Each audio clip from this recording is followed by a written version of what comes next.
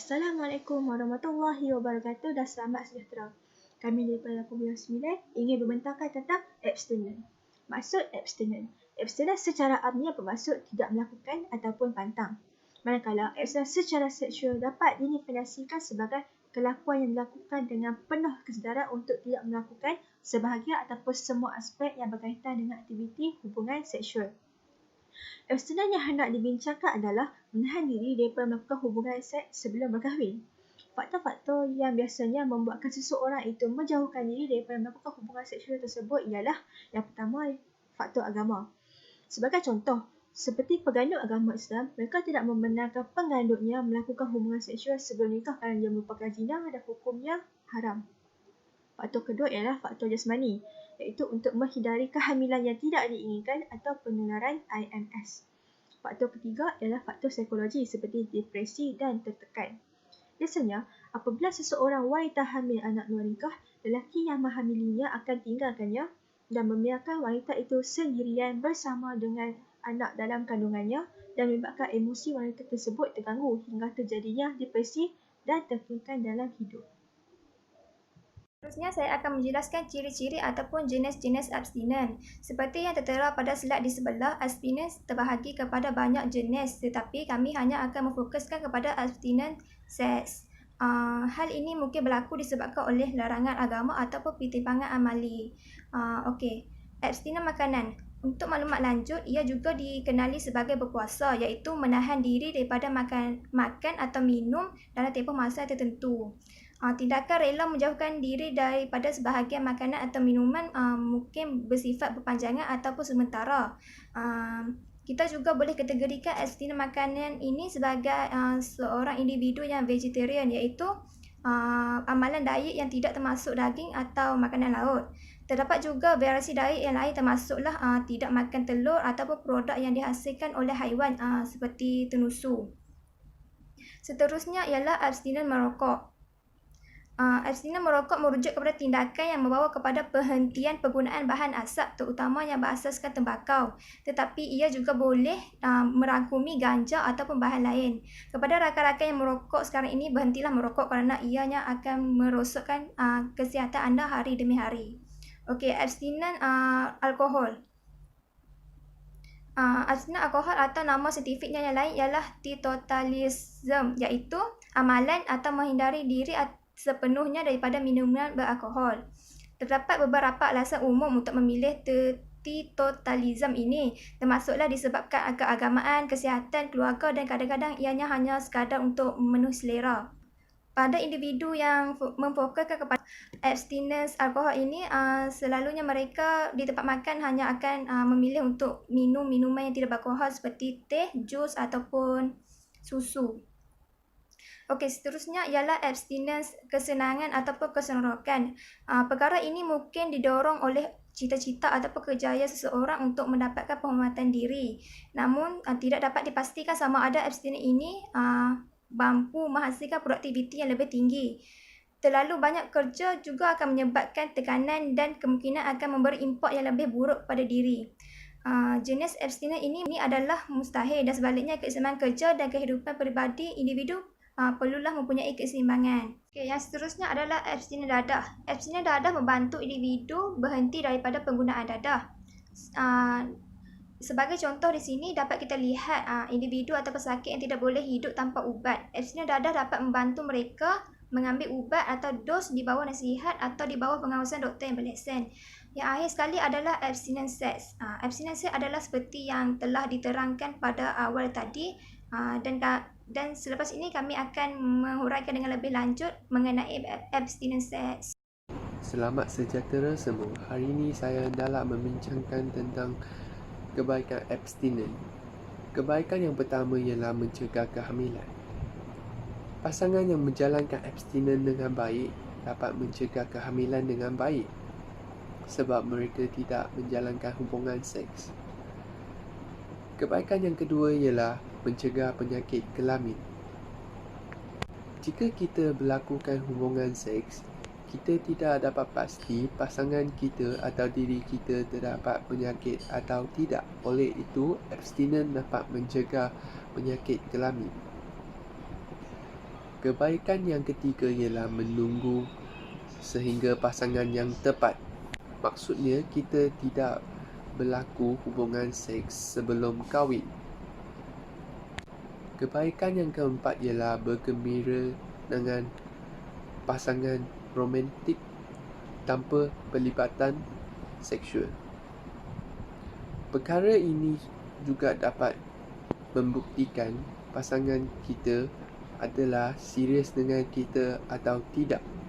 Sebab jika kita menjalankan abstinence dengan baik, pasangan kita masih sudi berpasangan dengan kita, maksudnya dia adalah benar nak pasangan dengan kita sahaja, bukan untuk seks sahaja.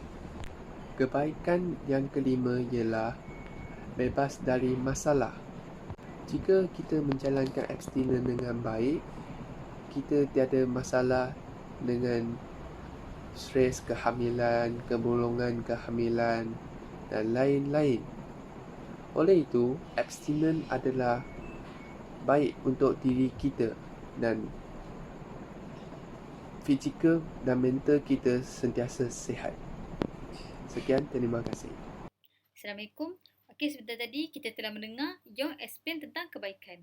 Okey, sekarang ni, setiap sesuatu perkara jika ada kebaikan, kelebihan, perkara itu mesti akan ada kelemahan dia. So, saya akan beritahu tentang kelemahan melakukan abstinence sex ini. Okey, pertama sekali, bila menggunakan kaedah ini, menahan diri itu sangat susah dan kemungkinan untuk give up itu sangat tinggi. Lagi-lagi apabila kita punya pasangan dan juga pengaruh kawan yang tak baik kepada kita. Selain itu, remaja sering menamatkan abstinence mereka tanpa bersedia untuk melindungi diri mereka sendiri daripada jangkitan atau kehamilan. Ini disebabkan kurangnya pendidikan seksual. Jadi mereka akan memilih untuk menghentikan benda ini dan mengikut hawa nafsu mereka. Yang ketiga, topik hari ini kami ketengahkan abstinence jenis seks. Jadi, jika mereka melakukan abstinence ini, akan ada kemungkinan akan datangnya keinginan abstinence yang lain seperti ke arah alkohol, minum arak, dadah atau perokok kerana mereka tak dapat menahan keinginan nafsu mereka. Dan yang akhir sekali, melaksanakan perkara ini sangat susah. Jadi mereka memang memerlukan keazaman yang sangat kuat untuk hadapi keinginan dan nafsu. Jadi sebenarnya abstinence ini tidak ada banyak kelemahannya. Dia lebih kepada kebaikan sahaja. Sebagai pengakhiran, jauhi seks sebelum nikah. Selepas memahami pengertian abstinence, jenis-jenis kepentingan kemahiran abstinence itu sendiri yakni kebaikan dan cabaran untuk mengamalkannya yakni kelemahan. Bagi seseorang yang mengamalkan abstinence, kita perlu mengenal pasti ataupun kita perlu mengetahui situasi-situasi yang akan mendorong diri kita kepada hubungan seks sebelum nikah. Pemahaman diri kita sendiri yang dapat membantu kita untuk mengelakkan diri daripada situasi tersebut. Situasi yang pertama ialah apabila kita tidak mempunyai pengetahuan yang mendalam tentang pendidikan seksual. Ketiadaan pengetahuan yang mendalam tentang seksual akan menyebabkan seseorang itu bertindak mengikut perasaan dan akan mudah dipengaruhi oleh persekitarannya. Hal ini akan menyebabkan seseorang itu mudah keliru dalam membuat keputusan. Seterusnya, situasi yang kedua ialah apabila kita tidak mempunyai kesedaran untuk melindungi maruah diri kita sendiri, terutamanya bagi kaum wanita. Selain itu, khusus bagi kaum wanita, situasi yang ketiga ialah apabila kita berpakaian yang kurang sopan. Berpakaian kurang sopan dan menjuluk mata boleh merangsang nafsu seksual pasangan yang melihat. Situasi ini akan mendorong kepada tindakan luar kawalan. Di samping itu, situasi yang keempat ialah apabila pasangan kekasih itu berdua-duaan di tempat yang sunyi. Situasi ini amat berisiko untuk golongan remaja melakukan hubungan seks sebelum nikah kerana terdapat peluang dan ruang. Pertemuan secara berdua-duaan di tempat yang sunyi akan memberikan banyak kemungkinan perkara yang tidak diingini berlaku. Akhir sekali, situasi terakhir yang boleh saya katakan di sini apabila menonton bahan pornografi. Menonton bahan pornografi boleh meningkatkan rangsangan kepada tingkah laku seksual.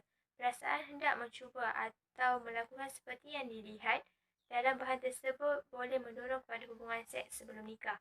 Lebih berisiko lagi sekiranya bahan pornografi ini ditonton bersama-sama pasangan. Justru itu, bagi menangani masalah hubungan seks sebelum nikah ialah dengan cara mempunyai kemahiran komunikasi yang baik semasa menolak ajakan melakukan seks. Seterusnya, memelihara reputasi diri sebaik-baiknya, terutama maruah diri, maruah ibu bapa, maruah keluarga, khusus bagi kaum wanita. Selain itu, berani berkata tidak dengan tegas dan yakin.